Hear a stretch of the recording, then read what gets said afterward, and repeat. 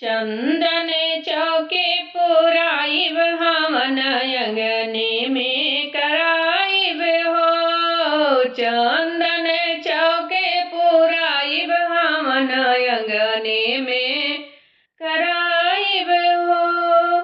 ताला तलैया से मटिया मांगइब, ताला तलैया से मटिया मांगइब। मटिया से बेदी बनवाइब हमन अंगने में कराइब हो। मटिया से बेदी बनवाइब हमन अंगने में कराइब हो।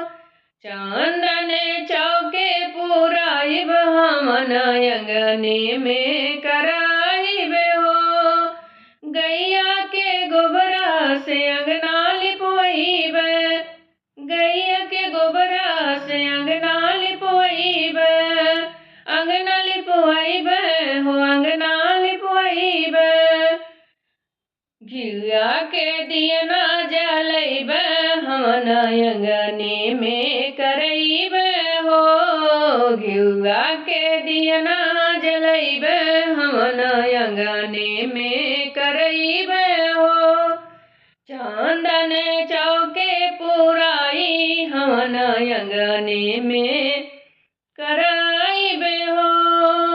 मलिया के घरवा से फूलवा मंगवाइब, मलिया के घरवा से फूलवा मंगवाइब, फूलवा मंगवाइब हो, फूलवा बनवाइब। रची रची बेदिया सजइब हमन अंगने में करइब हो। रची रची बेदिया सजवइब हमन अंगने में करइब हो। चंदन चौके पुराई हमन अंगने में कराइब हो।